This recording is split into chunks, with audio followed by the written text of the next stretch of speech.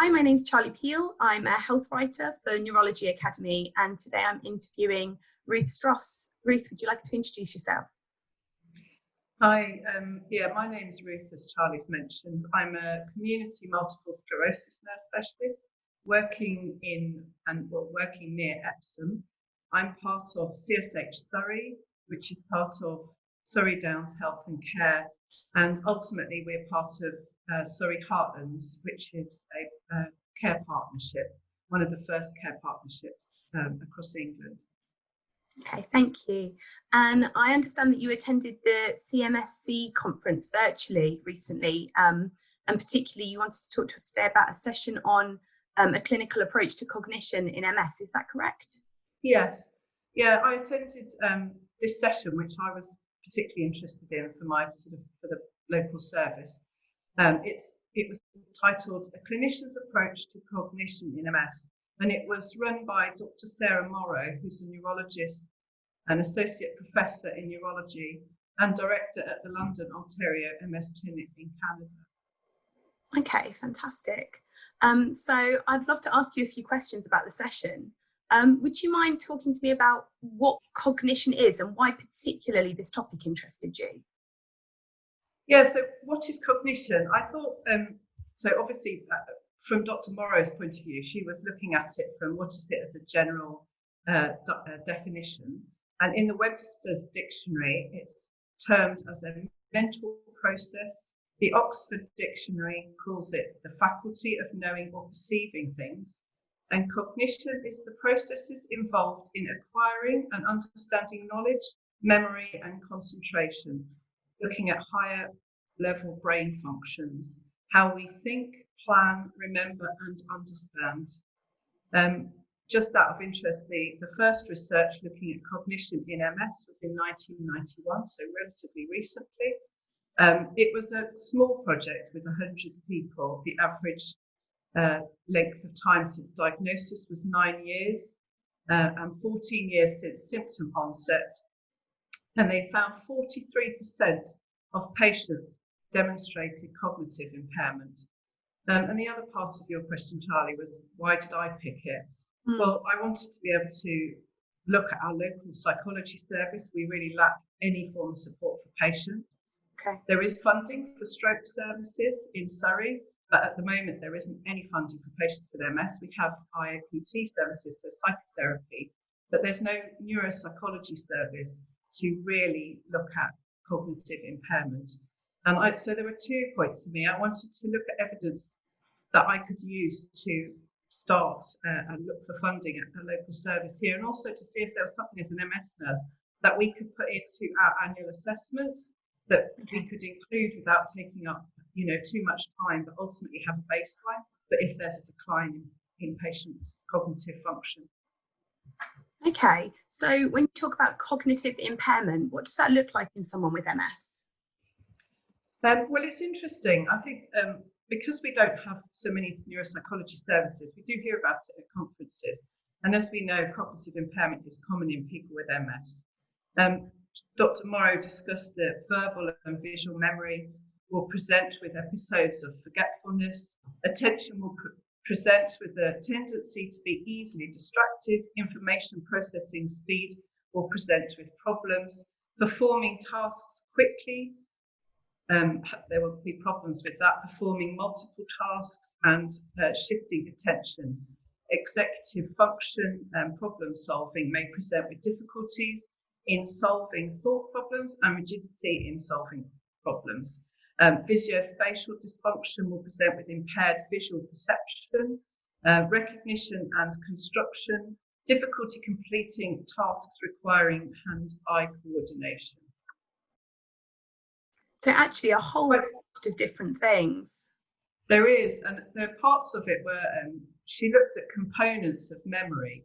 So within that, there's encoding, which is getting the information in, consolidation, which is transferring the information into long-term storage, and then retrieval, getting the information out, which she said she kind of differentiated between free recall, which is writing an essay, and versus recognition memory, which is like multiple choice questions. And she said that people with MS have more problems with learning, the acquisition of information, than the retrieving of memory, which was interesting.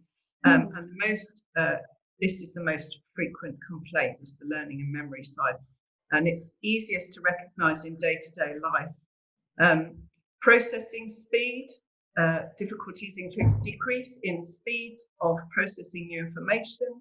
The most frequent impairment on formal testing, decreased productivity. They were slow to respond in an information when information is provided, and as I've mentioned before, difficulty multitasking. So the main two things is that processing speed was affected. Patients might report, I can do everything I used to do, I just need a bit more time.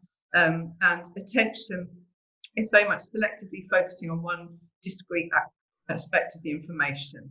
And one of the interesting things actually is that she actually put it up on the slide, is she said that patients will have often picked up tricks and compensatory techniques before they're initially seen by a neurologist. So that's why she feels that it's something that's missed and needs to be a baseline assessment. Okay, makes sense.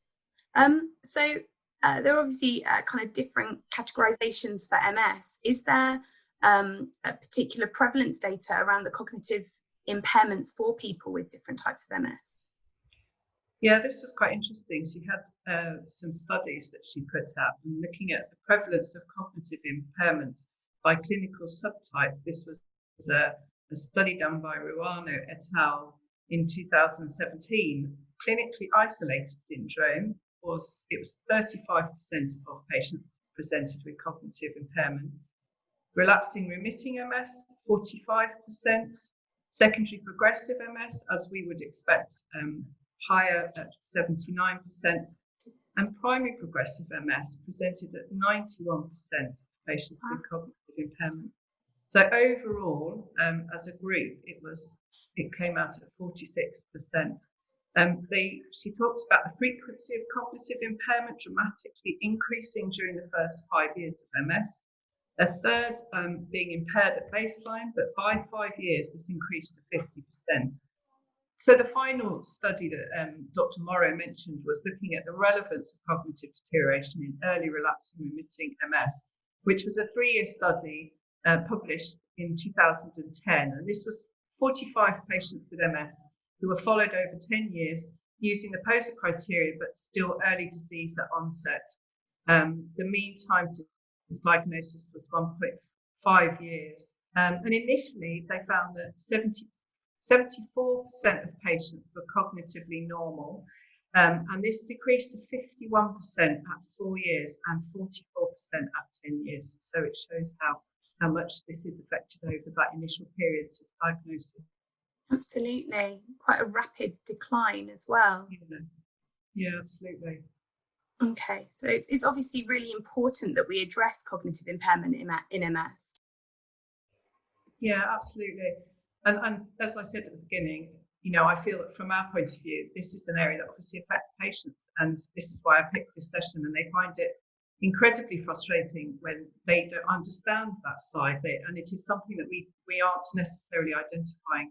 So what Dr. Morrow mentioned is cognitively impaired person with MS might report loss of self-esteem, sexual dysfunction, higher rates of divorce, which I have to say I've seen countless times in my practice. It impairs family life and social relationships. They participate in fewer social activities because they're worried they may not be able to contribute. And a lot of this is quite insidious. So it doesn't suddenly happen, but they suddenly realise that they're quite isolated. They have significantly more car accidents than cognitively intact persons with MS or healthy controls.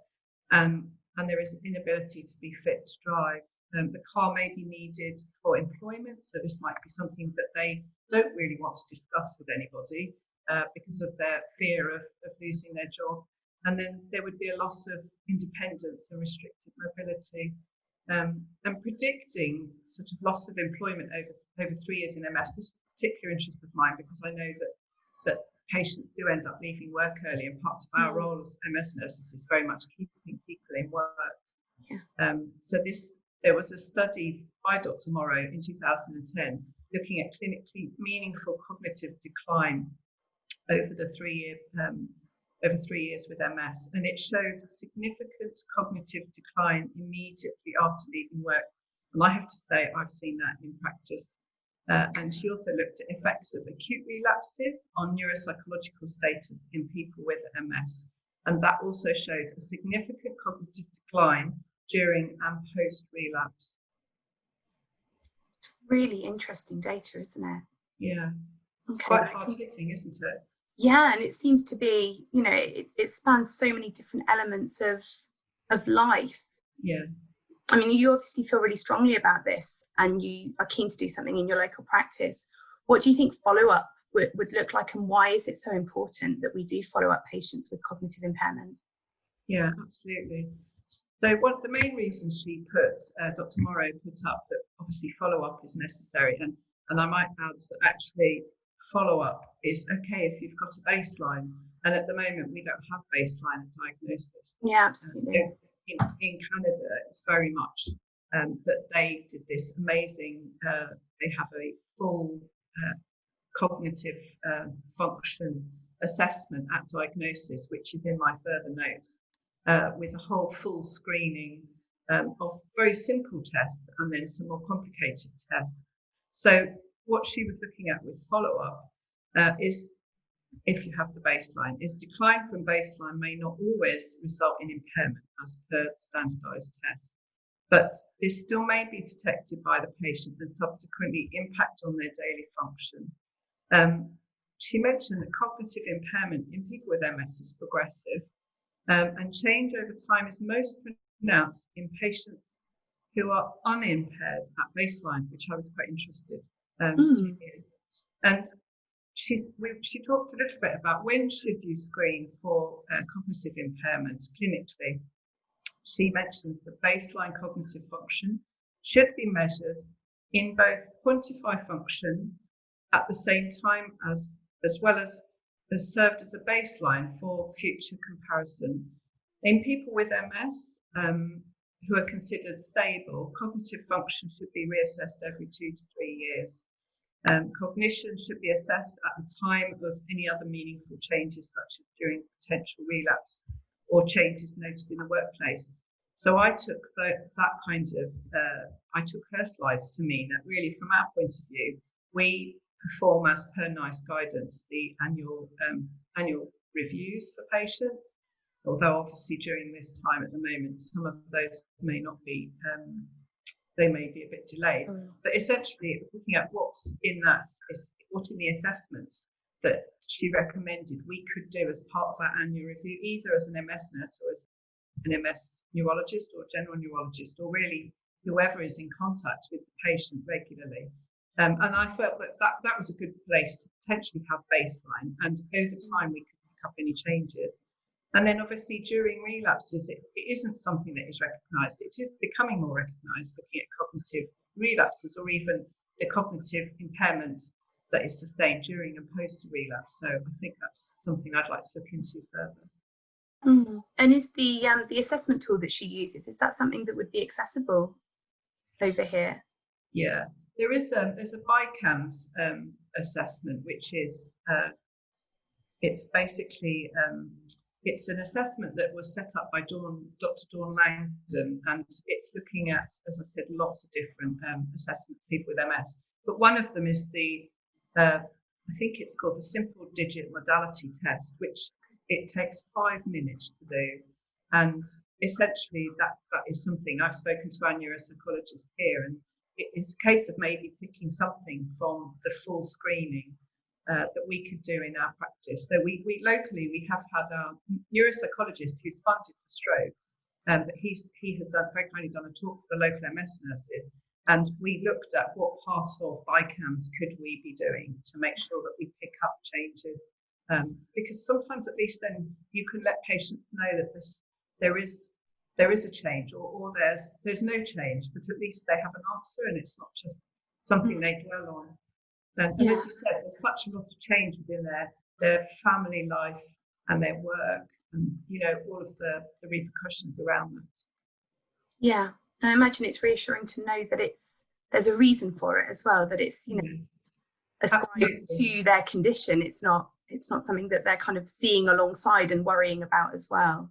Yeah, absolutely. Okay. So as part of the session, I know many of the sessions had a sort of a take-home message. What was the message that you particularly brought back from the session? What's the thing that was most important to you, do you think? Well, I guess there were a couple of things, but from my point of view, I really felt that we needed to be pushing for services, for local neuropsychology services, to be looking at baseline assessment to identify if a patient has any cognitive impairment, because obviously this impacts on a lot of things. It impacts on their choice of disease modifying therapies. It could impact on the way they manage their symptoms, the way they are linking in with their families, the way they're linking in at work. And maybe if we have more information around that, we could be more proactive in you know, helping patients deal with changes in their MS, and also identifying it to their family. Because ultimately, if there's a marriage breakdown, and you know, there was a better understanding at diagnosis that this was already part of what they were trying to cope with, I think that communication could potentially, you know, so assessment and then communication with the family could hopefully prevent some of the difficulties that patients have, and also delay, you know, it's not going to delay necessarily the cognitive impairment, or it won't, but it could potentially help support the patient a bit more. So I've also put in about, should we incorporate some of these assessments in our annual assessments. Cognitive, and for me it was the cognitive impairment in people with MS is progressive, and they do not show improvement over time. So, and then the kind of, I think for me the ultimate take home was that some studies found the prevalence of cognitive impairment in people with MS to be as high as 65%. So if you think 65 of people that we look after in our caseload is over 550 patients, there are that many people at the moment potentially not having a neuropsychology assessment and not having the support that they require, which is huge. We're a small service in comparison to the regional centres and across England. So that's a significant gap in services at the moment. Okay. Thank you, Ruth. That was incredibly informative, really, really interesting session. Thank you, Charlie.